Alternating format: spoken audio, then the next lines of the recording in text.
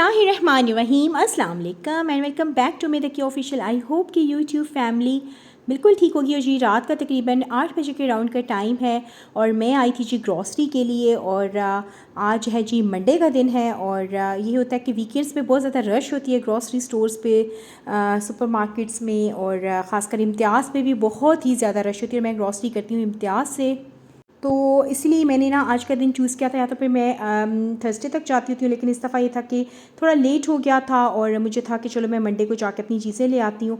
तो यहाँ पर देखें आप, आज कंपैरेटिवली ना काफ़ी कम रश है, क्योंकि जो सारा रश होता है ना वो यकम से थोड़ा पहले, एक आध दिन पहले या उसके बाद जो वीक होता है ना उसमें बहुत रश होता है। तो खैर चलते हैं ऊपर के सेक्शन में, क्लोथिंग में।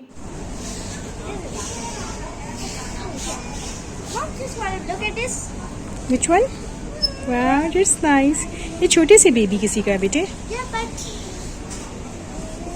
तो जी मैंने एक बार थोड़ा सा विजिट कर लिया था क्लोथिंग सेक्शन में। कभी कभी बहुत अच्छी चीज़ें मिल जाती हैं। तो खैर यहाँ से मैंने ग्रॉसरीज़ अपनी कर ली थी, जो भी होती है मंथली ग्रॉसरी जी, रूटीन की घर की चीज़ें जो हर घर में आती हैं वही मेरे घर में भी आती हैं ऑलमोस्ट, थोड़ा सी डिफरेंस के साथ अपनी अपनी रिक्वायरमेंट के हिसाब से। तो खैर मैंने चीज़ें वैसे आके संभाल दी थी रात को, और ये जी नेक्स्ट डे, और मैं कुछ अपने अब रीस्टॉक्स कर रही हूँ चीज़ों के, क्योंकि ज़ाहिर सी बात है मंथ ख़त्म होता है तो राशन भी ख़त्म हो जाता है आपका। कुछ अरसे से मैंने ना वाइट शुगर को छोड़ के ब्राउन शुगर के ऊपर थोड़ा सा स्विच हो गई हूँ, क्योंकि ये हेल्थ के लिए अच्छी होती है। वाइट शुगर जो होती है उतनी अच्छी नहीं होती है। तो अभी तक तो खैर ये कि बच्चों का टेस्ट नहीं डेवलप हुआ, मेरे हस्बैंड को भी पसंद नहीं है ब्राउन शुगर, लेकिन मैं जो हूँ ना बड़े शौक से ब्राउन शुगर पीती हूँ शुशी टी में ही, क्योंकि जो ग्रीन टी होती है वो तो मैं विदाउट शुगर लेती हूँ। और इसके अलावा जी मेरे घर में कुछ मखसूस दालें आती हैं, हर घर में अपने हिसाब से जो है चीज़ें पसंद की जाती हैं, लेकिन मेरे घर में जो है ना माश दाल बहुत पसंद की जाती है। मेरे ससुराल में भी बहुत ज़्यादा शौक से खाई जाती थी माश दाल, मेरे हस्बैंड को बहुत पसंद है। और जब से मेरी शादी हुई है माश दाल वंस अ वीक तो लाजमी बनती है मेरे घर में। और अब खैर से मेरे बच्चों को भी बहुत पसंद है, तो माश दाल तो है ना लाजमी एक दफ़ा ज़रूर मैं बना लेती होती हूँ। मैंने आपसे अपने चैनल पर इसकी रेसिपी भी शेयर की है कि मैं किस तरीके से बनाती हूँ। तो यहाँ जी मैं जो थी ना वो ख़त्म हो गई थी, और मैं जो है ना इस दफ़ा इम्तियाज़ से माश दाल लाई थी, और एक दो दफ़ा से मैं इम्तियाज़ से ला रही हूँ। मुझे इनकी बहुत अच्छी लग रही। इससे पहले मैं पीसीसी से लेती थी, बाकी दालें मैं पीसीसी से ले लेती होती हूँ, लेकिन ये है कि अब मुझे ना फिर उनकी माश दाल दो दफ़ा अच्छी नहीं निकली, तो उसके बाद मैंने इसको ड्रॉप कर दिया।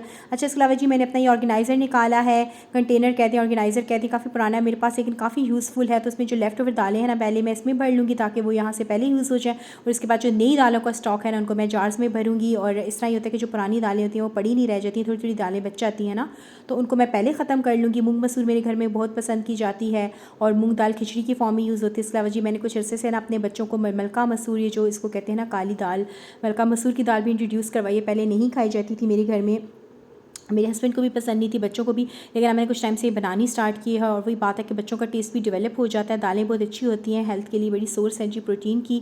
तो यहाँ चना दाल भी मेरे घर में वैसे बड़े शौक से खाई जाती है, लेकिन सिर्फ मीट की फॉर्म में, बीफ में बनती है, क्योंकि इसके अलावा मेरे हस्बैंड नहीं खाते ना। खैर मुझे तो सिंपल भी पसंद है, तो खैर मैंने उसको जो था वो फिल कर दिया था। और इसके बाद ये जो मैंने नए पैकेट्स मैंने खोले हैं उनको मैंने इस तरह के बड़े जार्स में डाल दिया है, ताकि पुराने वाले पहले यूज़ हो जाएँ और नए वाले जो है ना वो बाद में यूज़ हो जाएँ। तो बस जी ये है कि अगर आप थोड़ी सी इन्वेस्टमेंट कर लेते हैं ना, इस तरह के आप कोई ऑर्गेनाइजर्स वगैरह ले लेते हैं तो बड़ा ही ईजी रह जाता है, क्योंकि आपके सालों चलते हैं। इसके अलावा जी मेरे पास ये लेफ़्ट ओवर सेला राइस थे, तो ये खाली जो जार्स हैं उनके अंदर मैं वो भर लूँगी। अच्छा, आपके यहाँ भी इस तरह से होता है? हमारे तो अम्मी के घर भी और ससुराल में भी ऐसे होता था कि स्टॉक में राइस लेके रख दिए जाते थे, और जब वो पुराने हो जाते हैं ना तो ज़्यादा अच्छे हो जाते हैं, बजाय इसके जो नया राइस होते हैं ना वो मज़े के नहीं होते हैं ना, उनमें स्टार्च भी बहुत ज़्यादा होता है।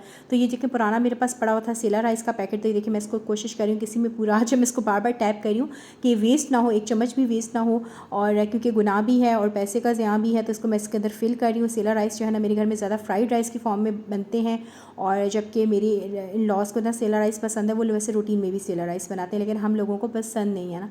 इसके अलावा जी मैंने एक और दाल भी इंट्रोड्यूस करवाई है जो वाइट लोबिया दाल है, और अभी इसको बनाएंगे, देखेंगे। तो पहले भी बनाई थी, अब दोबारा ट्राई करेंगे। और इसके अलावा जी अब ये है कि ये मैंने अपनी बास्केट्स ले ली हैं, जो पैकेट्स जो थे मैंने कुछ फिल कर दिए थे, और कुछ जो थी वो स्टॉक से ज़रा ज़्यादा मुझे लग रही थी, तो उनको फिर सबको मैंने नहीं निकाला।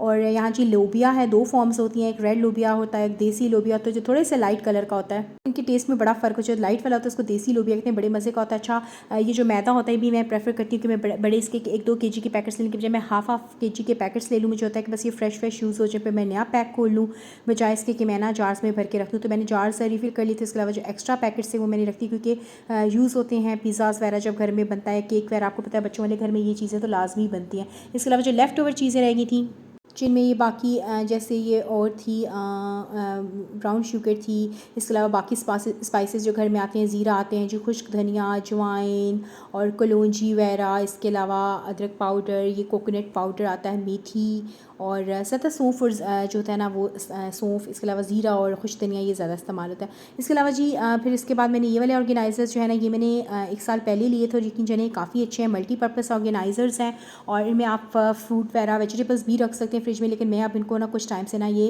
ग्रॉसरीज में जो इस तरह के आते हैं मसाला वगैरह या पाउचेज़ हैं इनको करने के लिए, क्योंकि पाउचेज़ इधर उधर गिरे होते हैं ना तो इसमें बड़े अच्छे अपनी जगह पे वो सेट रहते हैं।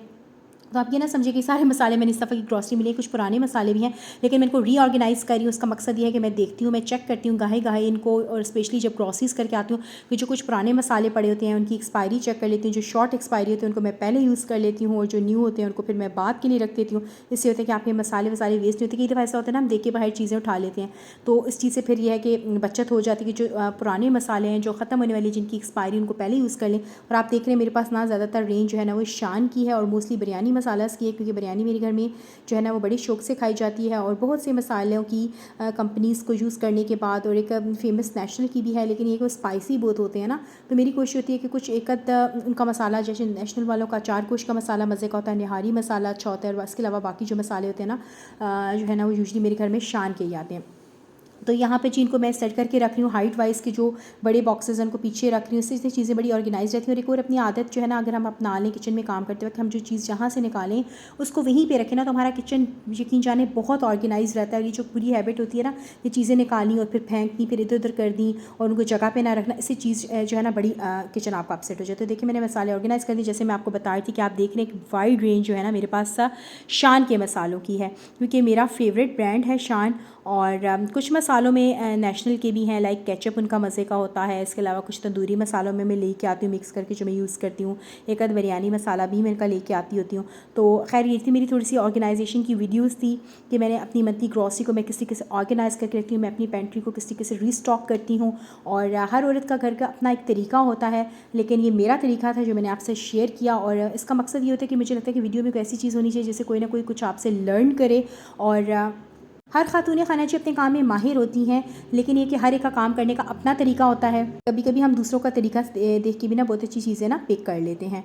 तो यही मेरी आज की वीडियो का मकसद था और ये थी आज की शेयरिंग। अगर आपको मेरी वीडियो अच्छी लगे तो प्लीज़ आपने मेरे चैनल को लाइक करना है, सब्सक्राइब करना है, मुझे इंस्टा, फेसबुक और टिकटॉक पे लाजमी फॉलो कीजिएगा, जिसका लिंक जो है वो डिस्क्रिप्शन बॉक्स में है। और अपनी राय से ज़रूर आगाह कीजिएगा कि मेरी वीडियोज़ आपको कैसी लगी और अपने रिव्यूज़ दीजिएगा प्लीज़। और मुझे बताइएगा मैं अपनी वीडियोज़ को किस तरीके से इंप्रूव करूँ, आप जो है किस किस्म का कंटेंट देखना चाहते हैं, क्योंकि मेरा जो है मोस्टली कंटेंट जो होता है वो किचन से रिलेटेड है। तो मिलती हूँ जी नेक्स्ट टाइम। अल्लाह हाफिज़।